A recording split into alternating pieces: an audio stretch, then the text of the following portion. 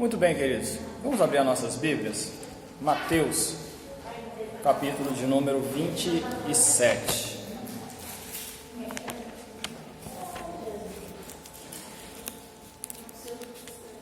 Evangelho escrito por Mateus, o apóstolo, capítulo de número 27, do versículo 3 até o versículo de número 10. Mateus 27, versículo 3 até o versículo 10. Como eu tinha mencionado domingo passado, nós estamos aí trabalhando com o Setembro Amarelo, um mês aí de prevenção ao suicídio. Inclusive, já lembrando, sábado próximo nós já temos evento aqui na igreja, e Deus nos levou a estarmos ministrando esses 3 domingos. Domingo passado eu ministrei, esse domingo estou ministrando sobre isso, domingo que vem ministro também da mesma forma. Nós estávamos falando sobre o suicídio. Domingo passado eu preguei sobre Saul, e hoje eu vou pregar sobre Judas. Saul, ele se suicidou, sendo o primeiro rei de Israel, e Judas também, sendo apóstolo, ele se suicidou. Então o texto bíblico, Mateus 27, eu vou ler, você vai acompanhar, do versículo 3 ao versículo 10, que nos diz assim: E sucedeu que Judas, seu traidor, ao ver que Jesus havia sido condenado, sentiu terrível remorso e procurou devolver aos chefes dos sacerdotes e aos anciãos as 30 moedas de prata, e declarou: Pequei, pois traí sangue inocente. Mas eles alegaram: O que temos a ver com isso? Esta é a tua questão. Judas atirou então as moedas de prata dentro do templo e, abandonando aquele lugar, foi e enforcou-se. Entretanto, os chefes dos sacerdotes ajuntaram as moedas e comentaram: É contra a lei depositarmos este dinheiro no cofre das ofertas, pois foi obtido a preço de sangue. Mas concordaram em usar aquelas moedas de prata para comprar o campo do oleiro e formar um cemitério para estrangeiros. Por esse motivo, ele se chama Campo de Sangue até estes dias. E assim se cumpriu o que fora anunciado pelo profeta Jeremias. Então eles tomaram as 30 moedas de prata, o valor que lhe atribuíram os filhos de Israel, e a usaram para comprar o campo do oleiro, assim como o Senhor me havia indicado. Amém. Amados, o texto aqui, o versículo de número 5, ele foi bem claro quando ele diz que Judas, saindo daquele lugar, foi se enforcar, cometendo aí o suicídio. Quando nós falamos do suicídio, nos deparamos, por exemplo, como Judas, bem claro aqui o texto, como ele se cometeu o suicídio, nós pensamos em muitas coisas que passa sobre a mente da pessoa, como é que ela chegou àquele ponto e tudo mais. E quando a gente começa a falar a respeito do indivíduo, qual é a questão como nós vamos tratar hoje aqui, a respeito da vida de Judas, nós precisamos olhar muitas coisas. E o texto bíblico, daquilo que foi deixado para nós registrado, deve valer em suas importâncias. Os detalhes que foram registrados, eles valem para nós estarmos analisando as situações. Então Judas, quando ele aparece, ele foi um dos 12 homens escolhidos para se tornarem um apóstolo do Senhor Jesus. Isso logo após Jesus ter ido ao monte orar, e tendo visto já antes da sua oração uma necessidade. Ele vai usar o texto de Mateus no capítulo 9, quando ele diz assim: ele olhou a multidão e falou assim: a seara realmente é grande, mas os trabalhadores são poucos. E olhou para os seus discípulos e falou assim: roguem ao Pai, o Senhor da seara, que ele envie mais trabalhadores. Jesus passou a noite em oração, chamou os seus discípulos e deles escolheu 12 homens, dos quais Judas Iscariotes era um. A esses 12, quando Judas ele aparece ali, dá para nós já olharmos o seu nome aparece sendo escolhido para ser um dos 12. E João também, um pouco mais adiante no seu evangelho, ele vai dizer que Judas, ele também era o tesoureiro da turma, ele tinha a bolsa do dinheiro. João declara isso 2 vezes, no capítulo 12, versículo 6, e no capítulo 13, no versículo 29. Vai dizer que Judas, ele tinha a bolsa do dinheiro. E quando nós falamos aqui do evangelho escrito, só para a gente ressaltar um pouquinho, quando o evangelho ele foi escrito, os seus escritores já tinham passado pelo evento, então foi algo como que trazendo a memória, e não um diário sendo anotado passo a passo. Por isso que quando o texto vai dizer lá que Judas foi escolhido como apóstolo, ele vai dizer assim, e Judas Iscariotes, que foi o traidor. Não é que a pessoa sabia que ele ia ser traidor, escrevendo-se como um diário, mas lembrando-se das escolhas, já colocaram lá. E também Judas Iscariotes, que depois, posteriormente, o havia de trair. Foi uma referência do nome da pessoa. E quando ele é colocado, então nós vamos ver aqui 2 coisas. Judas foi escolhido para ser apóstolo e também foi posteriormente colocado para ser um tesoureiro do grupo. Jesus e os seus 12, mais algumas pessoas que tinham lá, mas Judas ele tinha a bolsa. Então, olhando pela vida de Judas, você vai ver aqui, ele foi escolhido pelo Senhor para ser apóstolo, e quando isso aconteceu, quando Jesus convocou ele, a Bíblia vai dizer que Jesus deu-lhes poder, deu-lhes para eles autoridades.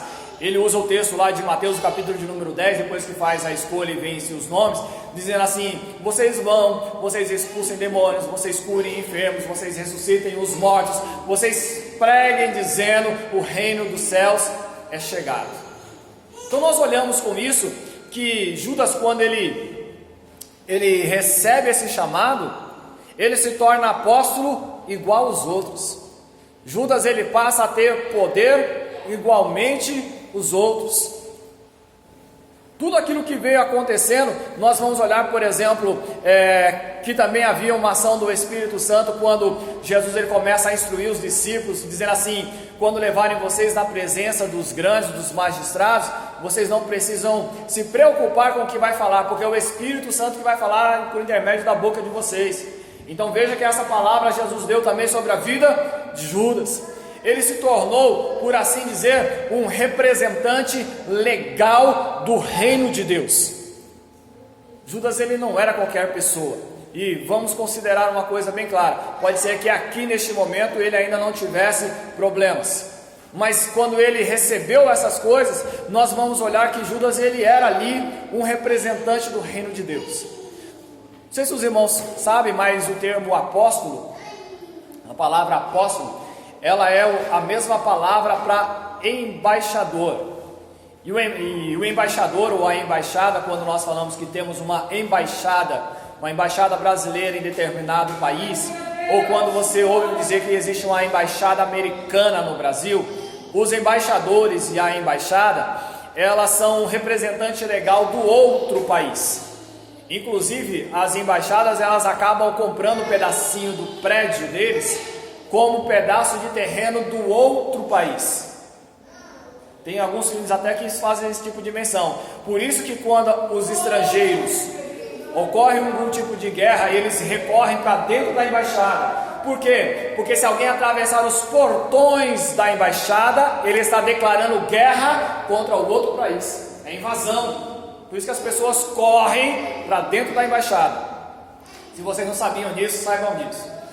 E o embaixador, o representante, seja o homem ou a mulher, que é enviado do outro país para estar no estrangeiro, ele está ali como um representante legal. É como se ele tivesse um acesso direto às ordens do governo do outro país. Então é o representante legal. Você quer falar a respeito dos Estados Unidos? Conversa com o embaixador ali, que ele vai trabalhar tudo aquilo que é necessário para que o indivíduo permaneça nesse país. Assim é o termo do apóstolo. Então, quando Judas foi levantado como apóstolo, quando eles entravam e diziam assim, o reino de Deus chegou, eu sou representante do reino. O reino de Deus chegou, eu cheguei, estou aqui representando o reino de Deus. Ele não era qualquer pessoa. Não era. Então, quando a gente olha também Judas como apóstolo, nós precisamos lembrar que ele presenciou momentos importantes da vida de Jesus. Vale a gente lembrar, por exemplo, aquele milagre da multiplicação dos pães, que quando Jesus ele pegou 5 pães e 2 peixes e chamou, depois que todo mundo comeu, os seus discípulos para recolher aquilo que havia sobrado, para que não houvesse desperdício, foi recolhido 12 cestos cheios de 5 pães que foram distribuídos. Veja que a pessoa saiu colhendo os pães e os peixes e colocando no cesto. Dá para a gente entender que tinha 12 apóstolos, sobrou 12 cestos. Deu para ver que cada um pegou e conseguiu encher o cesto. Para entender assim, quando vocês levaram, o texto bíblico vai dizer que Jesus pegou o pão, repartiu, deu na mão dos discípulos para que eles dessem à multidão. Então quando eles saíram estavam levando um pedaço de pão e um pedaço de peixe. Mas quando eles voltaram carregando um cesto cheio. Dá para o indivíduo dizer assim: eu saí com um pedaço de pão e um pedaço de peixe, mas eu estou voltando com um cesto cheio. Ele presenciou isso, entre outros milagres. Ele presenciou, por exemplo, a ressurreição de Lázaro, quando viu ele saindo da sepultura, porque quando Jesus estava ali se demorando, os discípulos até conversando com Jesus, e Jesus falando da morte de Lázaro, Tomé tomou a palavra para dizer assim: vamos para morrermos juntamente com ele. Então seus discípulos saíram juntamente até a tumba de Lázaro. A gente pode ver que, por exemplo, na ressurreição da filha de Jairo, Jesus não levou todo mundo, escolheu 3, colocou para dentro o pai e a filha, e o restante ficou do lado de fora. Mas a ressurreição de Lázaro, a Bíblia é bem clara em dizer que Tomé acabou chamando todo mundo, dizendo assim: vamos lá também na sepultura, para nós chorarmos o morto. E Jesus chega lá e traz Lázaro à vida. Então nós olhamos e vemos Judas, um homem de Deus, vendo Jesus realizando milagres, vendo Jesus ensinando, vendo as coisas como elas estavam acontecendo. Esse foi o Judas. Ele estava ali presente sobre as coisas que estavam acontecendo, que Jesus estava realizando, afora o poder que estava sendo expresso por intermédio da sua vida. Isso estava ali sendo Judas.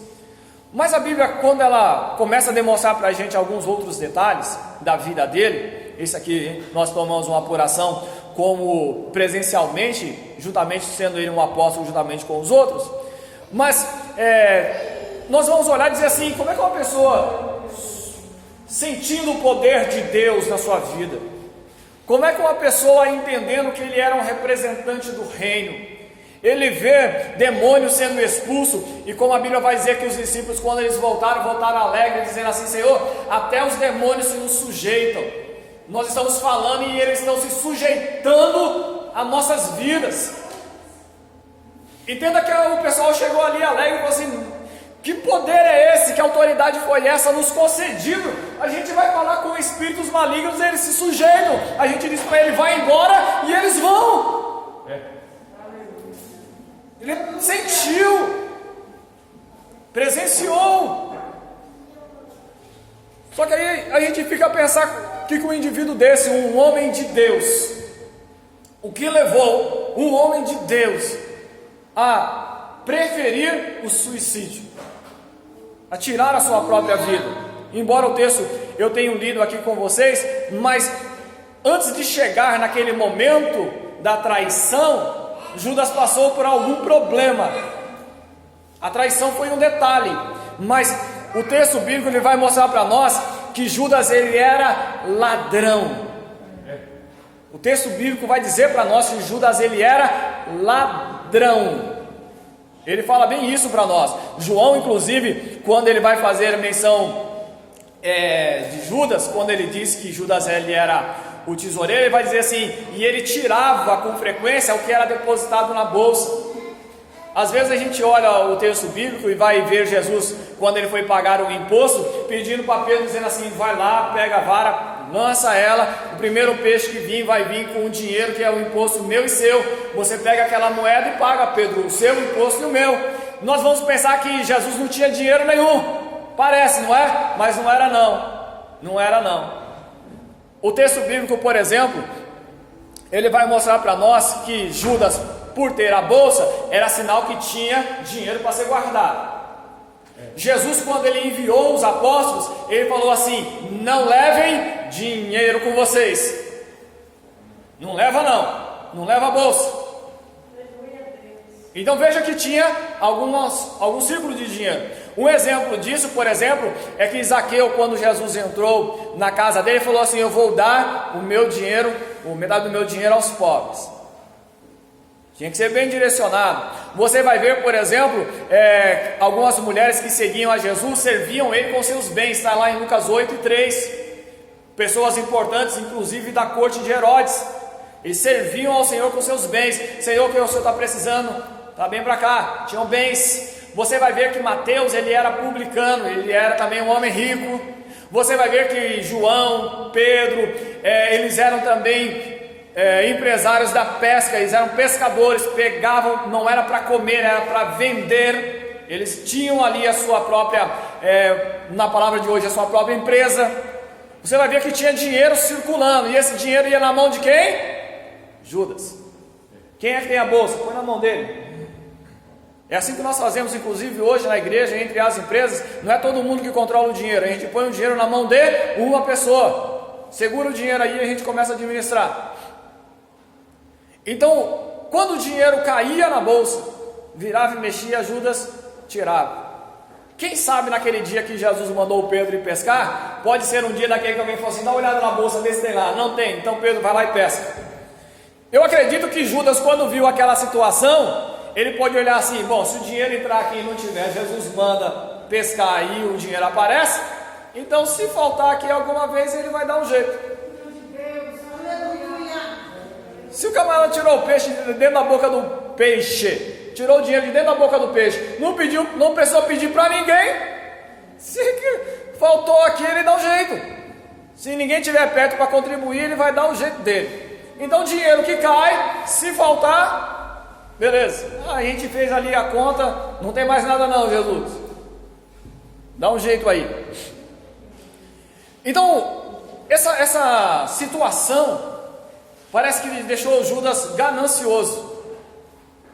Parece que ele se deu na questão do dinheiro. Quando João chega a dizer que ele era ladrão, é porque estava roubando, estava retirando sem permissão, fazendo uso. Houve um evento que, um pouco antes da morte de Jesus, que Judas demonstrou essa ganância. Foi claro para todo mundo. Houve uma mulher que foi perfumar os pés de Jesus com nardo puro. E aí quando ela entrou, quebrou o vaso de alabastro, perfumou os pés de Jesus. Judas olhou para aquilo e falou assim: para que esse desperdício? Esse perfume podia ser vendido por 300 denários e ser o dinheiro arrecadado e dado aos pobres. Aí João fala assim: Judas não falou isso por causa do cuidado com os pobres, ele falou isso porque ele era ladrão e tirava o dinheiro que era colocado na bolsa. Ele pensava para dizer assim: você podia ter vendido 300 denários, era quase um ano de trabalho. 300 denários, o dinheiro vinha na minha mão, eu resolvi aqui. Para onde foi o dinheiro, Judas? Foi para os pobres. O texto bíblico vai dizer isso, e Judas se expressou na indignação. Nenhuma oferta dada pela mão do outro, ele acabou falando assim: rapaz, que desperdício é esse? Que coisa é essa? Esse dinheiro podia ter parado aqui, eu já estava com um plano para ele. Mas Judas fez isso. Essa vida de Judas, a Bíblia vai dizer assim, Lucas chega a descrever que Judas acabou dando lugar para Satanás, que Satanás entrou em Judas. Judas não ficou endemoniado, Satanás entrou em Judas.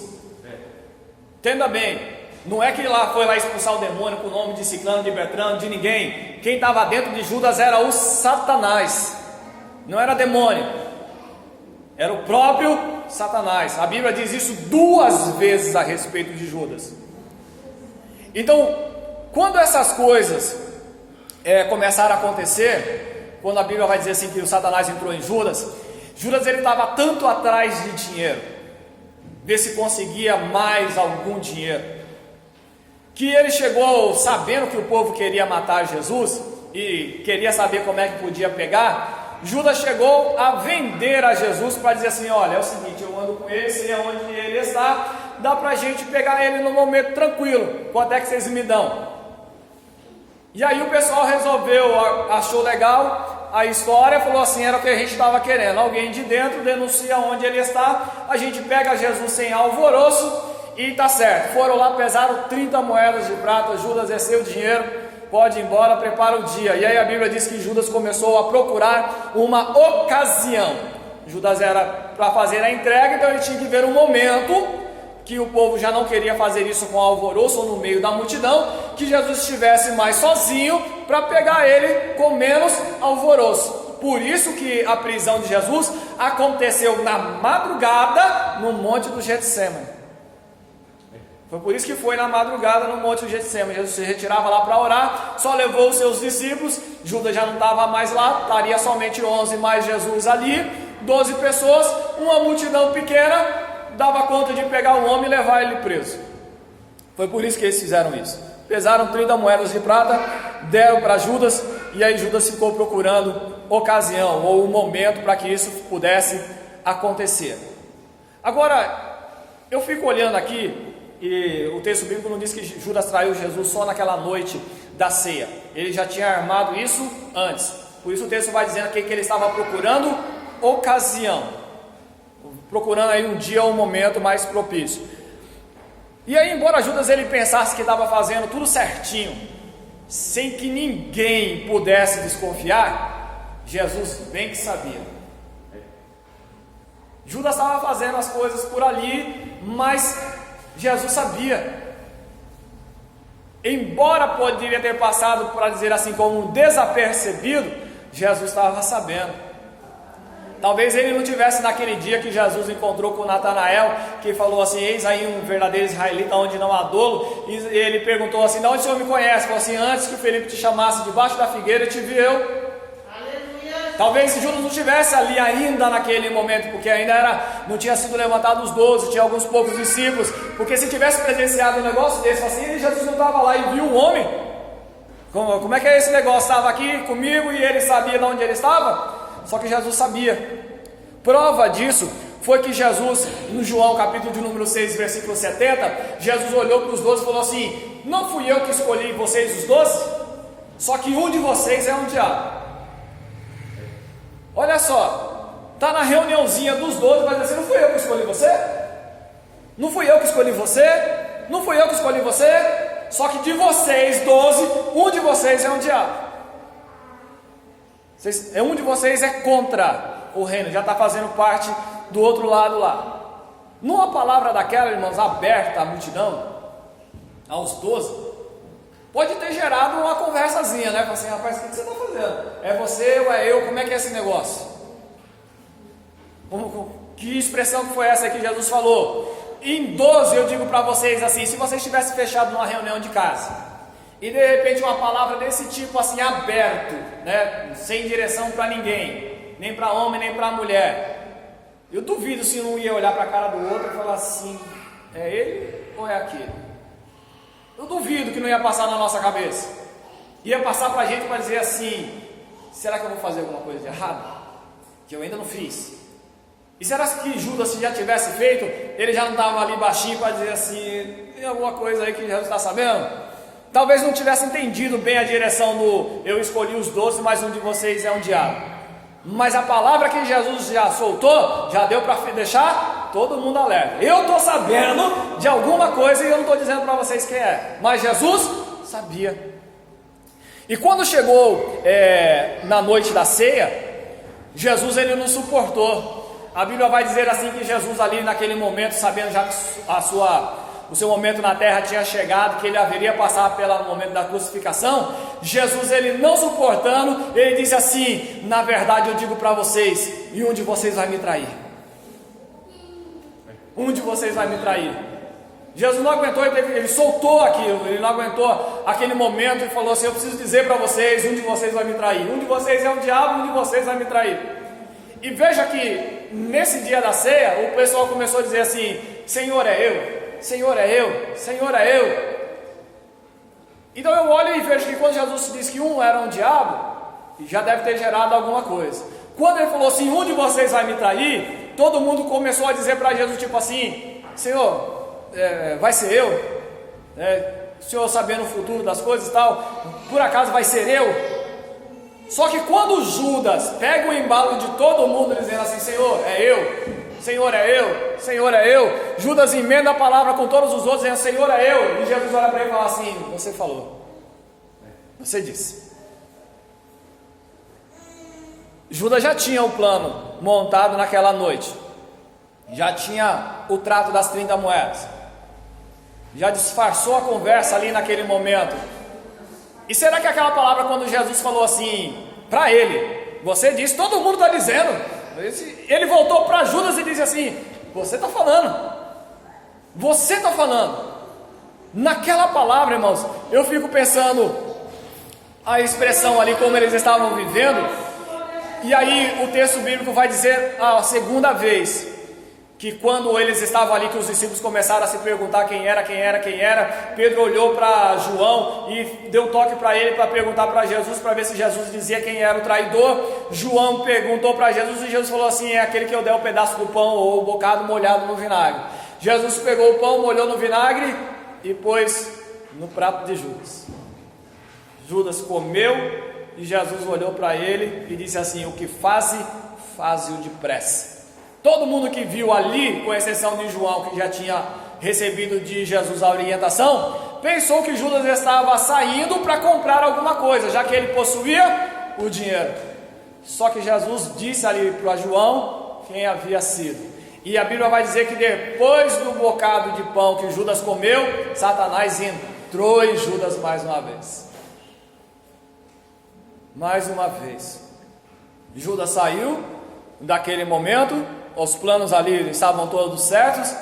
Ele já sabendo ali os momentos como Jesus se saía para retirar para orar, e foi até os sacerdotes para dizer assim: pronto, chegou o momento, a gente está celebrando a Páscoa ela é celebrada à meia-noite, então eles vão acabar por ali. Jesus provavelmente, como de costume, vai orar. O monte mais perto que nós costumamos ir é o Getsemane, o texto vai dizer que Judas conhecia aquele lugar, e ele foi para lá.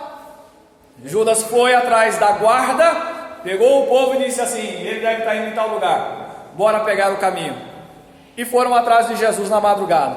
Então Judas, ele tinha com Jesus uma vida tranquila como apóstolo. Ele era um homem de Deus, mas ele, cedendo à tentação em busca de dinheiro, acabou por cometer traição e condenou um inocente à morte. Cometeu a traição. Foi nesse cenário que ele não suportou a sua consciência e a rejeição dos sacerdotes em voltar atrás no ato de prender Jesus para o matarem, devolvendo a culpa apenas para Judas, a dizer-lhe: isso é contigo. Judas, ele percebeu, depois que foi Jesus preso, depois que ele passou na casa de Caifás, quando levaram ele lá para ser entregue, para ser condenado, ele falou assim, como para dizer assim: não era para acontecer isso, não era para ter chegado nesse ponto, eu fui ali só para de repente, quem sabe Jesus tomasse uma atitude diferente, eu ia ficar com a moeda, Jesus tomava a frente, afinal de contas, ele tinha aquela expressão do reino de Deus, ele sendo o Cristo, tomaria o reino de Israel, que era uma expressão e um querer do povo de Israel, tomaria o reino para si, o descendente de Davi, livraria eles do Império Romano. Só que em vez de Jesus tomar a frente para dizer assim: agora a gente põe Roma por baixo, Jesus olhou para eles e falou assim: se vocês me buscam, deixa eles ir embora. Aquela situação deve ter perturbado Judas totalmente. Era para ele ter tomado a frente, mas talvez Judas não tivesse prestado atenção na pregação de Jesus, quando ele disse assim: o Filho do Homem será entregue, vai ser torturado, vão zombar dele, ele vai ser morto. Jesus estava falando isso várias vezes, e também não foi só Judas, ele repetiu isso para os outros discípulos, para dizer assim: vocês guardem isso no coração, o Filho do Homem não vai permanecer aqui, ele vai ser zombado, vai ser morto, vocês têm que prestar atenção sobre isso. Jesus falou isso para os discípulos várias e várias vezes. só que Judas também estava deixando escapar. Quando foi naquilo que Judas, por assim dizer, eu posso pensar ali que ele abriu os olhos para dizer assim: o traidor que Jesus falou era eu, o cara que trouxe a morte para Jesus, que facilitou a situação, fui eu. E aí agora aquela palavra que Jesus falou que ele ia morrer, quem facilitou fui eu. Porque quando Jesus ele disse que ia morrer, Pedro falou para ele assim: Senhor, de jeito nenhum. E Judas, quando ele viu Jesus sendo entregue para ser morto, aí ele olhou dizendo assim: é o culpado dele ser morto vai ser eu. Chegou lá no sacerdote para dizer assim: olha, é o seguinte, eu traí o sangue inocente, as 30 moedas estão aqui de volta. Os homens, ao invés de dizer assim: ele é inocente, tá bom, então a gente vai soltar ele, obrigado pela moeda. Os homens olharam para ele e falaram assim: isso aí é um problema seu, a gente não quer nem o dinheiro, leva esse negócio embora que foi o pagamento, tá tudo certo entre nós, se vira, vai-te embora. Judas, com remorso, arrependido daquilo que ele fez, pegou a moeda. A Bíblia diz que ele arremessou dentro do templo. Ninguém tinha acesso dentro do templo a não ser os próprios sacerdotes, eles andavam sobre o pátio. Mas Judas pegou as moedas e lançou lá dentro do templo, do tipo, vamos pegar lá dentro aquele dinheiro de sangue. E ele se retirou naquele momento para se enforcar. Ele não percebeu as ações que estavam sendo levadas sobre a sua vida, como ele estava errado nas suas considerações e atos. Ele podia ter dado ouvido às várias palavras de Jesus sobre ser traído e condenado, mas parecia que isso aí estava, como eu fiz menção aqui, oculto no entendimento dele. Judas, naquele momento que ele chegou aos anciãos ali, aos sacerdotes, e eles não lhe deram ouvidos, ele podia ter chegado tipo assim: me fala para mim qual é o sacrifício que eu preciso trazer para receber o perdão. E o camarada falou assim: isso é problema seu. Nós somos sacerdotes, mas o tipo assim, nós não vamos querer o seu sacrifício. Vai-te embora, some daqui. Judas perdeu naquele momento a força da religião entre os judeus. Ele podia ter saído dali, já que os sacerdotes lhe rejeitaram, ir bater na casa entre a busca de algum dos apóstolos, para dizer assim: foi culpa minha. O traidor que Jesus falou lá hoje à noite era eu. O cara que ele falou que era o diabo era eu. A culpa foi minha. Mas Judas não foi atrás de nenhum dos seus amigos apóstolos. Ele não foi. Ele podia ter olhado um pouquinho mais, lembrado de algumas palavras de Jesus, e provavelmente nesse momento aqui ele deve ter pegado as palavras mais duras. Por exemplo, quando ele falou assim: aquele que trouxer o escândalo, é melhor que ele se amarre o seu pescoço ou o seu corpo numa mó e se lance, cometa um suicídio jogando-se no fundo do mar, do que fazer tropeçar um desses pequeninos. Ele falou assim: o Filho do Homem vai ser entregue, como está na profecia, mas ai daquele homem pelo qual o Filho do Homem é traído. Talvez essas palavras que Jesus ele veio falando com o tempo, bateu tudo na cabeça dos Judas. Bateu tudo. E ele ali, sem tomar uma outra posição, considerou melhor tirar a própria vida, se enforcando. Então Judas ele foi abandonado pelos sacerdotes, não teve coragem de encarar os seus amigos apóstolos. Sobre a pressão da vida naquele momento, ele preferiu o isolamento, sendo rejeitado pelos apóstolos, pelos sacerdotes, e não se encarando aos apóstolos.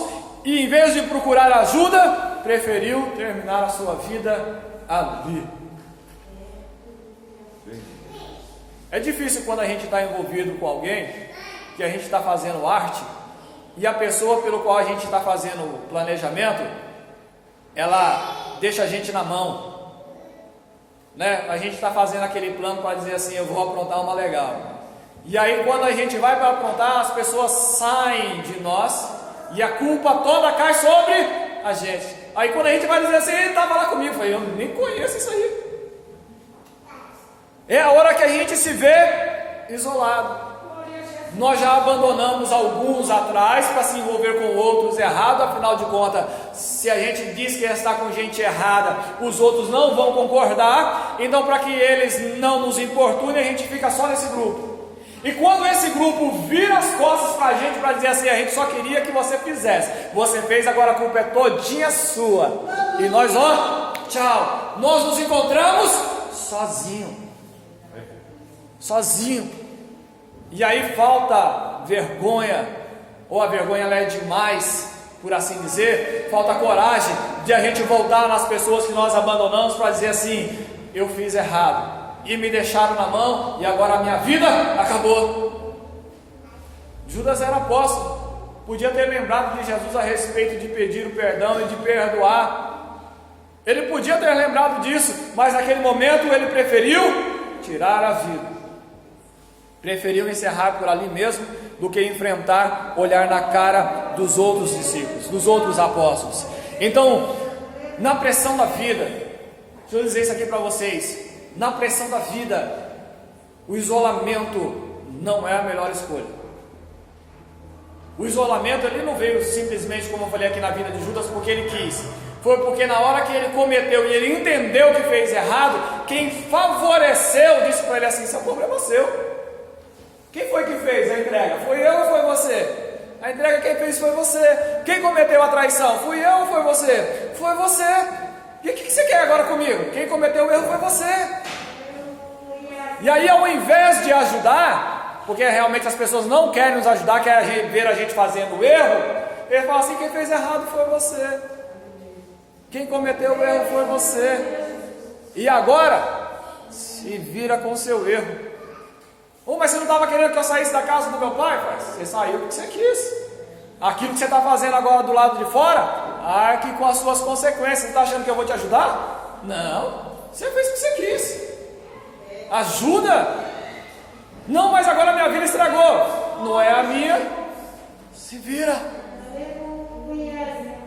Então, há alguns momentos que a gente vai olhar e vai dizer assim: minha vida estragou, e agora eu estou sozinho, eu estou desamparado.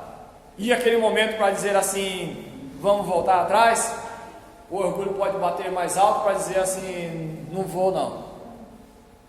Há muitos momentos que nós podemos chegar como Judas chegou, para dizer assim: é melhor eu dar fim na minha vida do que encarar os olhos daqueles pelo qual eu traí. Olha, Pedro negou Jesus. Jesus estava lá dentro da casa de Caifás, ou mesmo ali pelo lado que fosse como alguma varanda, porque diz que Pedro estava na fogueira, e quando ele falou pela terceira vez, falou: não conheço esse homem, a Bíblia diz que Jesus olhou para Pedro. Quando Pedro olhou para Jesus, ele lembrou da palavra do Senhor e envergonhado se retirou. Mas quando Jesus ressuscitou, a palavra disse assim: vai lá e diz para os meus discípulos e chama Pedro também. Eu quero olhar no Pedro. Eu já tinha falado qual era, eu quero olhar no Pedro. Pensa como foi legal aquela parte quando Jesus chegou para o Pedro e falou assim: tu me amas? Pedro respondeu a primeira, a segunda. Quando foi na terceira, a Bíblia diz que Pedro sentiu o peso da palavra. E ele olhou para Jesus e disse assim: Senhor, o Senhor sabe tudo. Era para dizer assim: eu sei, Pedro, que você me negou, mas apacenta os meus cordeirinhos. Então, nesses momentos, Pedro tinha também uma chance grande de ter ido se matar. Mas nesses momentos a gente precisa estar lembrando pelo menos um pouco mais de Jesus, um pouco mais da palavra dele. Por exemplo, quando ele fala para nós a respeito de perdão de pecados. Nós erramos, seja como o ponto da traição, como a venda, mas João ele escreveu assim: se confessarmos os nossos pecados, se confessarmos os nossos pecados. Judas chegou no sacerdote e disse assim: pequei, traindo sangue inocente. Judas ele confessou: eu pequei, e o meu pecado foi traição de sangue inocente. Ele fez a confissão dele. Se confessarmos os nossos pecados, Ele é fiel e justo para nos perdoar todos os pecados e nos purificar de qualquer injustiça. Se confessarmos os nossos pecados, Ele é fiel e justo para nos perdoar. 1 João capítulo 1, versículo de número 9. Então nós que estamos aqui, na situação da vida que surgimos, nós podemos pelo menos olhar para esse texto para dizer assim: eu errei, mas a palavra do Senhor está bem aqui. Se eu assumir os meus erros e fizer confissão dele, o Senhor, ele é poderoso, ele é fiel e justo para me perdoar todos os meus pecados. Aleluia, glória a Deus. Eu sei que existe alguns que a gente não tem coragem de erguer o rosto. Eu sei que alguns são mais leves para a gente dar uma olhada assim, como se fosse pela intensidade do seu pecado, né? Ou a forma pelo qual ele se expressa. Eu sei que tem alguns que a gente não quer nem que eles sejam mencionados, para dizer: eu queria que essa página da minha vida fosse apagada ou arrancada. Mas se lembre de uma coisa: se nós chegarmos diante do Senhor, ele é poderoso para nos perdoar. E quando ele traz o perdão, ele também trabalha sobre as nossas vidas. Foi por isso que ele falou para Pedro, dizendo assim: tu me amas? Então apacenta os meus cordeirinhos, volta para o trabalho. Eu coloco você de novo para continuar trabalhando para mim. Então eu vejo que Jesus não só nos perdoa, como ele mexe sobre a nossa vida para dizer: eu vou tratar de você ainda, e tem uma oportunidade para você continuar seguindo juntamente comigo. Então se lembre disso, querido. Guarde isso bem sobre a sua mente. Judas teve esse problema, Saul teve outro problema, mas nesse daqui, quando Judas ele se viu sozinho, ele podia ter, na palavra que nós temos hoje, lembrado que o Senhor, ele pode nos perdoar de todos os pecados. Então guarde isso, e se precisar levar essa mensagem para alguém, leve ela também, porque afinal de contas o prazer do Senhor é que o pecador ele se arrependa, mude o seu caminho e viva em acordo com a palavra de Deus. Deus em Cristo Jesus abençoe vocês todos.